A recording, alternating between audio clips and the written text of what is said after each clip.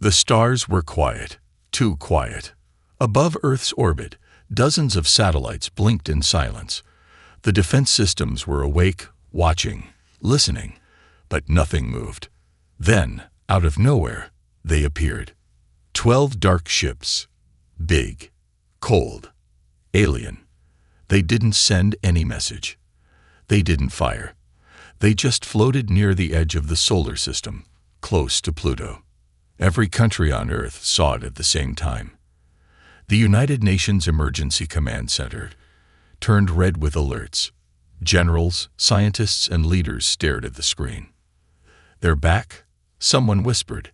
5 years ago, a human colony on planet Epsilon 9 was destroyed. No survivors. No answers. Only wreckage floating in space. Now those same ship designs were here again. President Rachel Stone stood in the command room. Her face was calm, but her eyes were cold.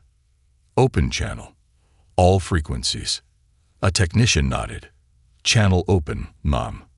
Rachel spoke slowly, clearly. "To the unknown fleet. We know who you are. We know what you did.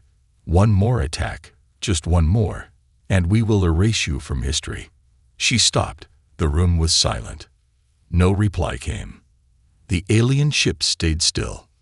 Meanwhile, far from Earth, near Jupiter's orbit, the SS Horizon, a science vessel with 53 crew members, was finishing its research.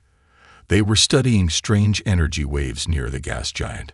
Captain Ilias Morgan looked at the data. "These readings don't make sense," he said. Just then, the lights on the ship flickered. Alarms beeped.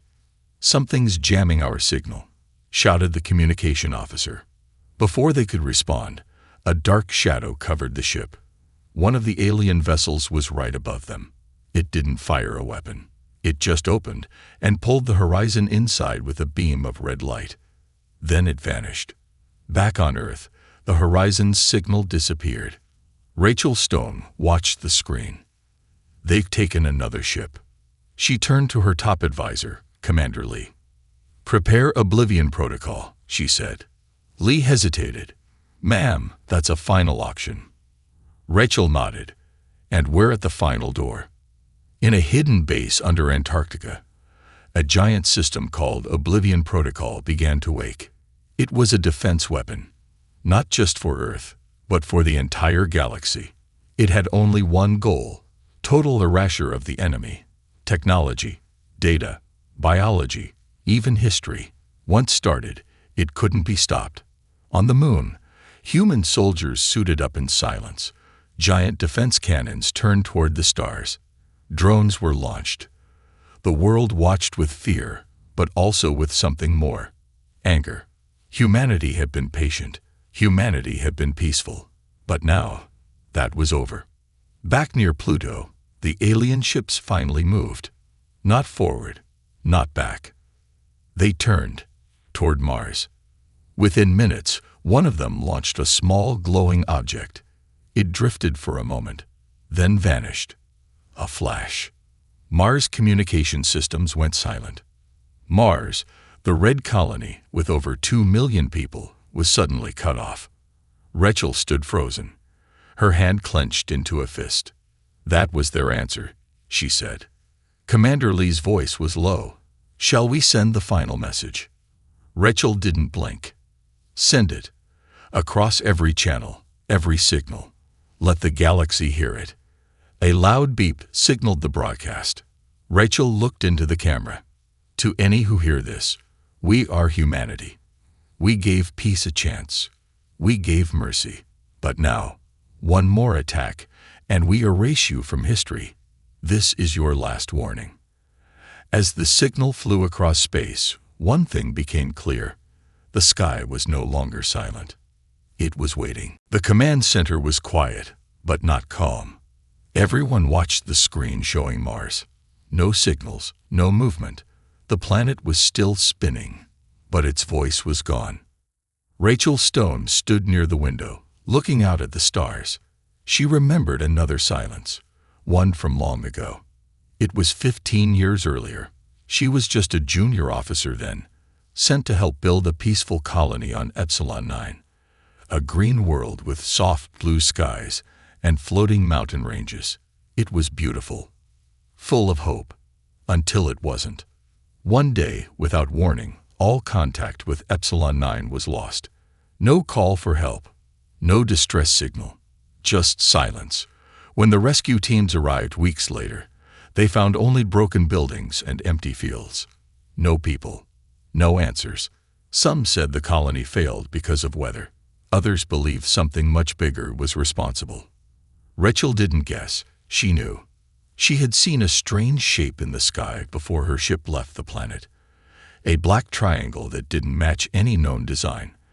The same shape now shown on the screens near Pluto. That memory stayed with her every day. It was the reason she rose through the ranks. The reason she helped build the world's strongest defense network. The reason she created Oblivion Protocol. And now, that memory had returned. In another part of Earth's orbit, a special transport ship called Vigilance 1 prepared for launch. A small team of experts, scientists, engineers, and one diplomat stood ready inside. Their mission was not to start anything. It was to understand, to try one more time to make contact, up close, before anything worse happened. Leading them was Dr. Anna Voss, a communication expert who had studied hundreds of alien languages. She looked at the black and white photo of her father, an explorer who vanished on a mission to deep space. She whispered, "Maybe this time we'll get to ask the right questions." The engine started. The ship moved fast, aimed straight toward the edge of the system. Back at the United Nations base, Commander Lee watched the map. One blinking red dot showed Vigilance 1. 12 larger dots showed the unknown ships. He turned to Rachel. "They're moving again. Slowly. Not toward Earth. But they're forming a wall." Rachel narrowed her eyes. Blocking something, or protecting it. No one answered, but the question stayed in the room like a shadow. Deep in the archives below the command center, an old scientist named Professor Lang studied past mission logs. His hand shook as he opened a file marked Project Silence, a secret mission that took place after Epsilon 9 disappeared. The report said a probe had been sent to follow one of the unknown ships back then. The probe had captured a short video before its feed ended. It showed something strange. Inside the alien ship were dozens of glass chambers, each holding a figure inside. Not machines, not robots. People, or something very close to them. Some looked human, some didn't.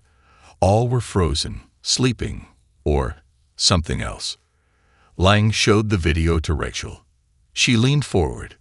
What were they doing with them? Lang whispered, "I don't know." But they weren't harmed. They were stored, like samples. Rachel's mind raced. This wasn't about attack. This wasn't about territory. This was something else entirely. Vigilance 1 crossed Saturn's orbit. No contact yet. The team on board ran scans. Energy readings from the alien ships were strange. High, but not active. Like a storm that hasn't started yet. Dr. Voss stood near the front window, watching the stars. She activated the ship's signal beacon and sent a message. "We come to talk. We seek understanding. Please respond." Seconds passed, then minutes. Then, for the first time, something happened. A tone. A soft hum through the radio. One of the alien ships turned, slowly, and began moving toward Vigilance 1. The crew stared at the screen, unsure what it meant. Dr. Voss didn't move. She placed her hand on the glass and whispered, "They heard us." But what would they say? And would humanity be ready for the answer? The alien ship moved slowly toward Vigilance 1. No bright lights, no fast motion. Just a calm, silent glide through the darkness of space. The crew inside the human ship stood still, watching the approach with wide eyes. Dr. Anna Voss kept her voice low. "Do not send anything. Just listen." Everyone nodded. The ship's instruments showed strange readings. The air inside remained calm, but the energy around them began to shift. The alien ship was not just metal. Its surface changed like liquid, colors moving in waves. It looked alive. Then, without warning, their own ship lights dimmed, not out of danger, but like someone was gently touching the controls from the outside. A new sound came through the speakers. Not a voice, not words, just a soft pattern, a rhythm. Dr. Voss listened carefully. "It's not a message, it's a question," she said. "They're asking us something." She slowly began typing a reply using musical tones, a simple pattern, a way of saying, "We are here to understand. We do not bring harm." The alien ship paused, then replied with a longer tone. It almost sounded like a whisper or a breath. Dr. Voss smiled a little. "They understand. At least, they're trying." Back on Earth, the command center tracked every signal. Rachel Stone listened to the recordings in silence. The alien ship had not shown any signs of pressure or aggression. But still, she remained cautious. She met privately with Commander Lee in her office. "I want you to activate Level 2 of the defense system," she said. "Don't launch anything. Just prepare, quietly." Lee nodded. "Understood. Do you think they're changing their plan?" Rachel replied. "I think we don't know their plan. That's what worries me." She paused, then added, "Send another message to the Mars colonies. Use the backup channel. We need to know what's happening there." So far, Mars had remained silent. Not a single signal had returned. Meanwhile, Professor Lang continued his research into the past missions. He had now connected something unexpected. 5 different planets across the galaxy had once gone silent, each one showing signs of alien contact, but none showing damage. Instead, in every case, the same signal had been recorded. A single tone, followed by quiet. It was the same tone Dr. Voss had just received. Lang met with the science team at Earth Command. "I think they're searching for something," he said. "They visit, they study, and then they move on." "What are they looking for?" someone asked. Lang shook his head. "That's the question. But I think they believe they're helping." Back near Saturn, Vigilance 1 was now fully connected with the alien ship by sound. No physical contact, no docking. Just tone exchanges, slow and steady. One of the engineers, a young man named Eli, pointed at the monitor. "Their signal contains images," he said. On screen, shapes appeared. Planets, stars, structures. But not from Earth's side of space. These were from another region entirely, somewhere unknown. Dr. Voss studied them carefully. One image appeared again and again, a large glowing circle with smaller shapes around it, like a system of energy. She spoke into the recorder. "They may be showing us their origin, or a place they wish to protect." Then something unexpected happened. The screen on Vigilance 1 blinked, and a new picture appeared. It was Earth. Not a picture from space, but an ancient view, like a memory. No satellites, no cities, just forests and oceans. A message followed, this time in simple tone pulses. Eli translated them slowly.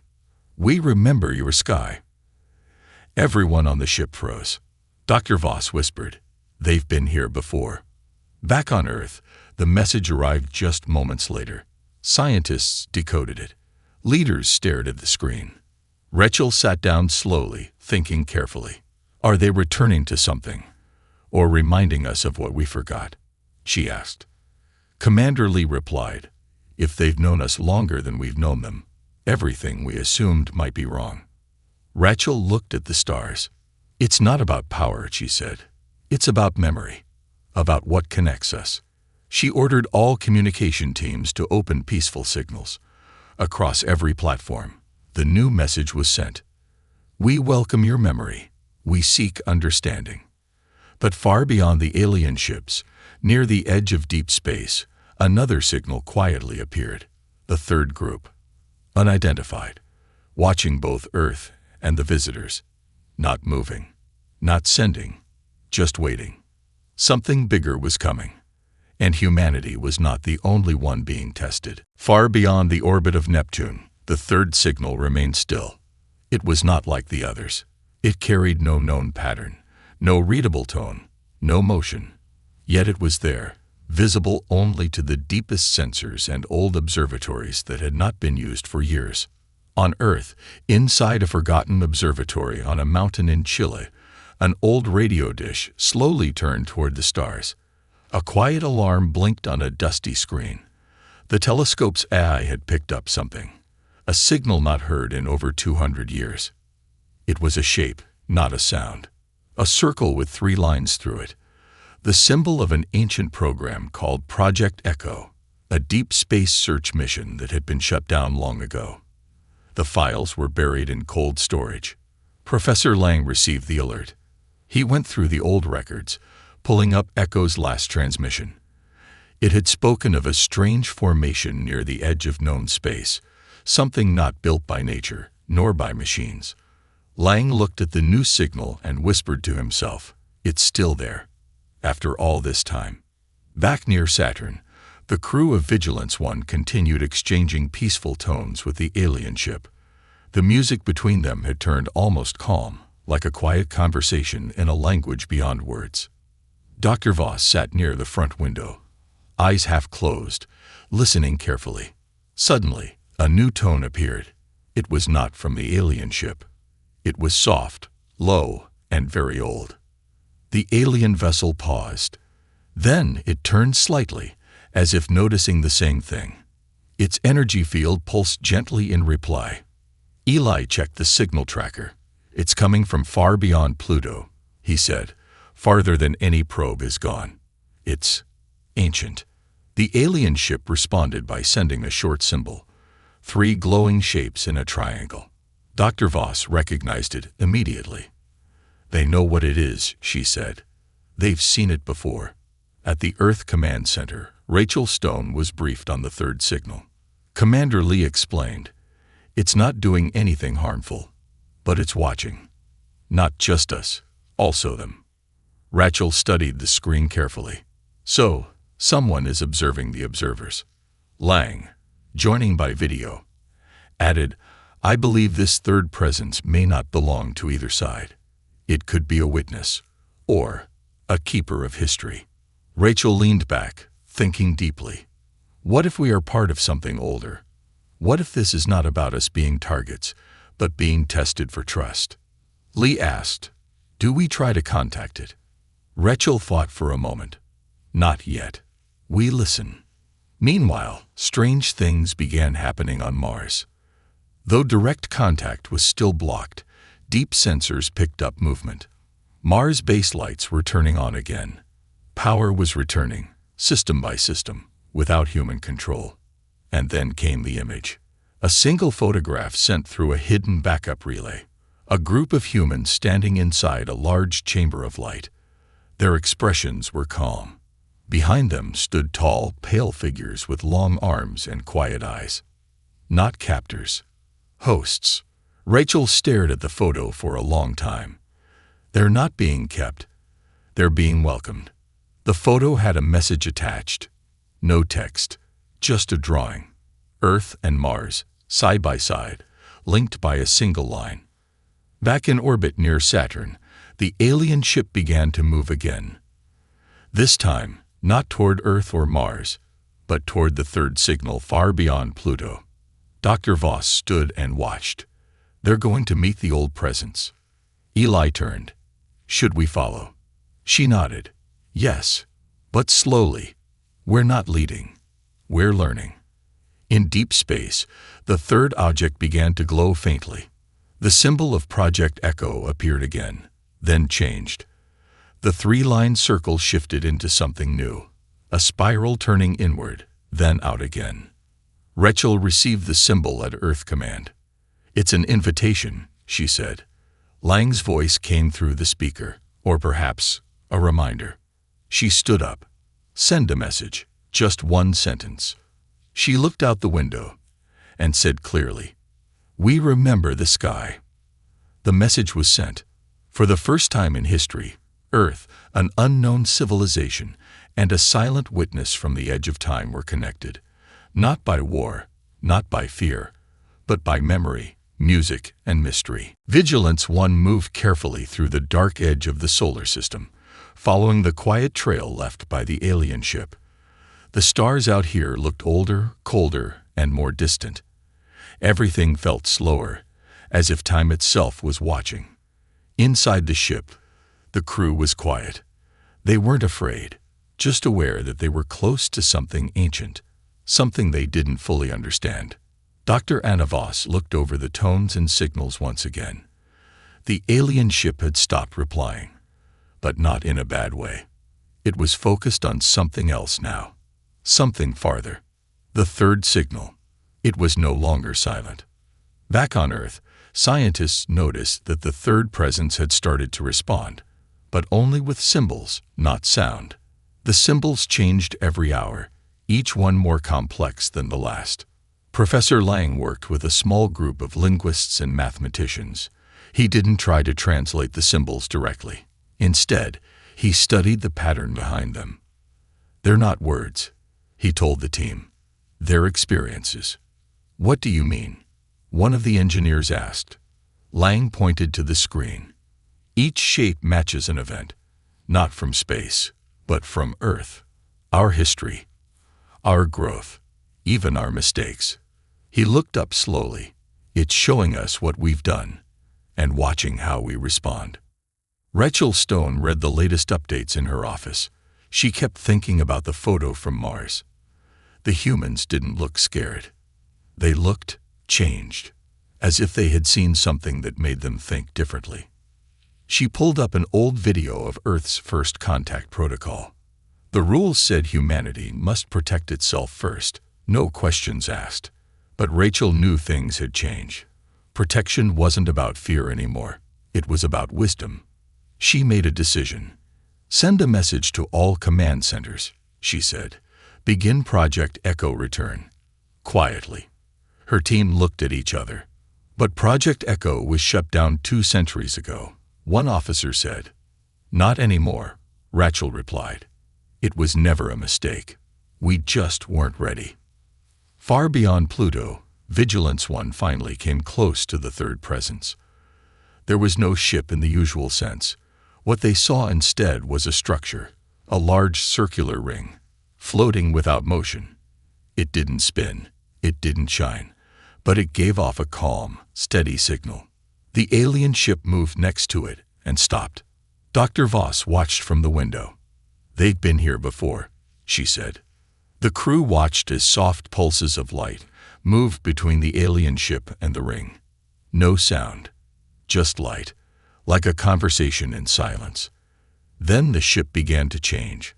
Its surface shimmered and folded, revealing a shape hidden inside. Not a weapon, not a control room.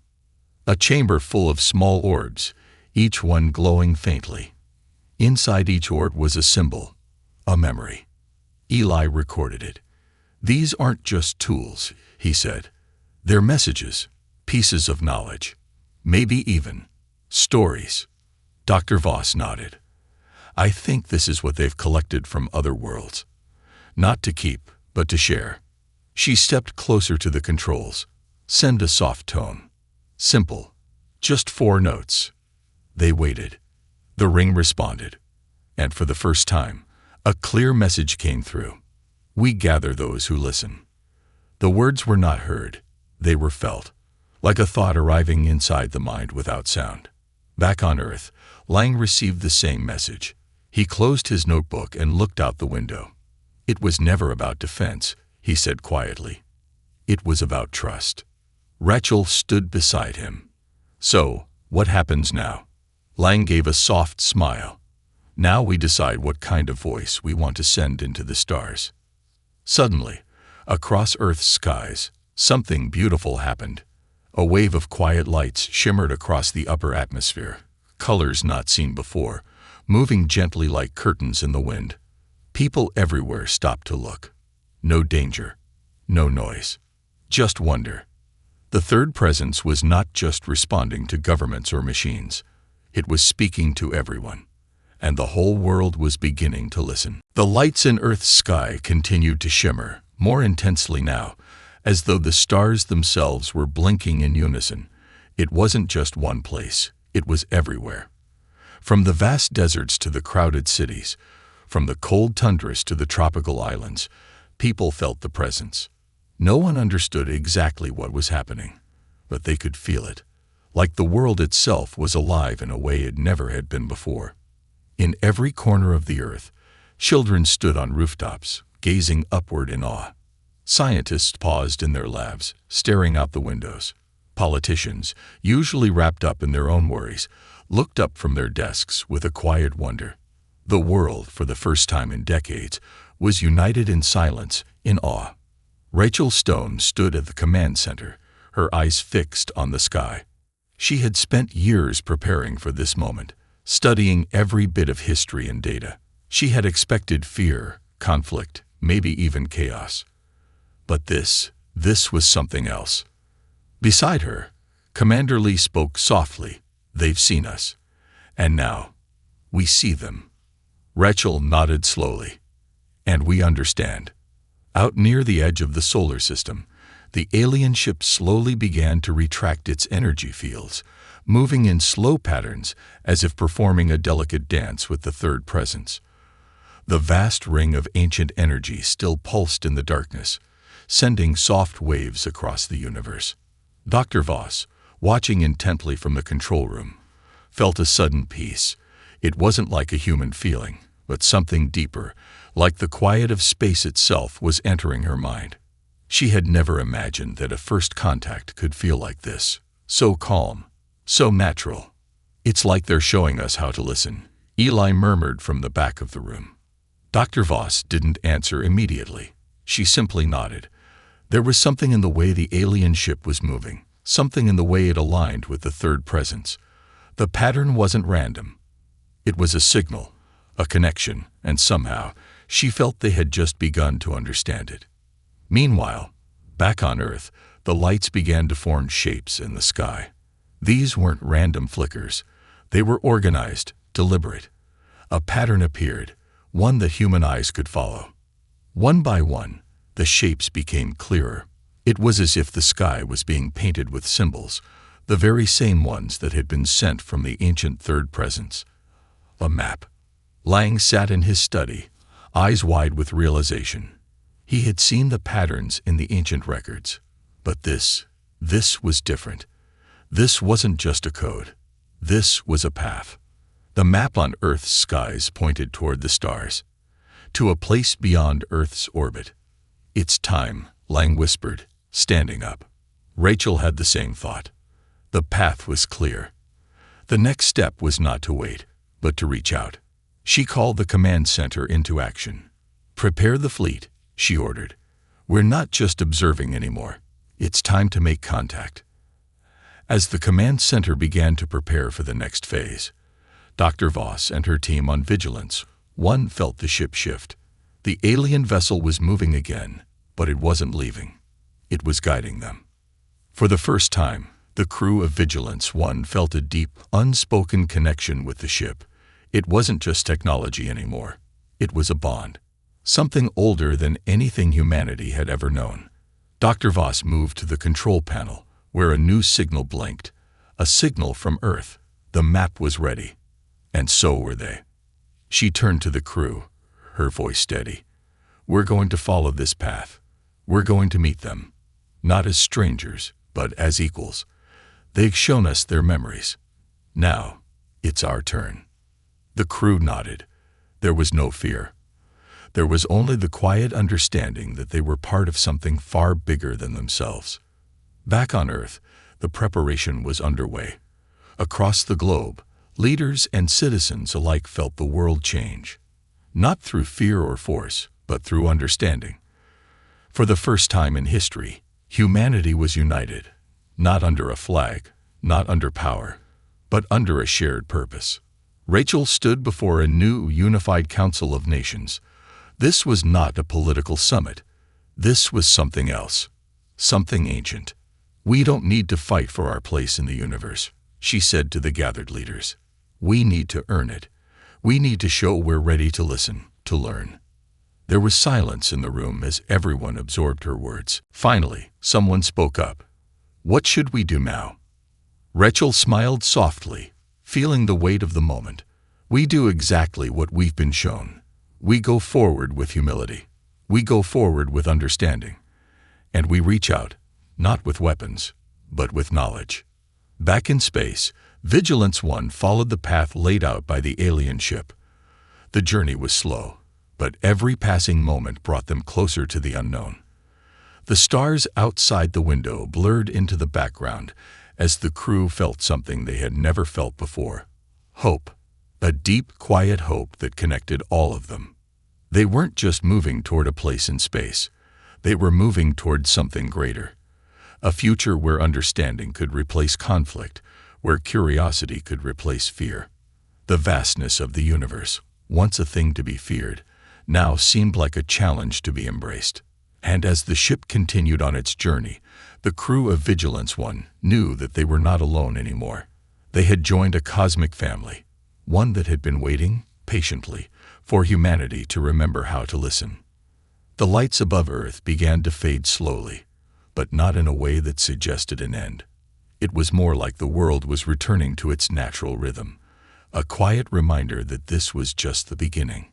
Humanity had taken its first step into the universe, not with a declaration of power, but with an invitation to learn, to grow, and to remember.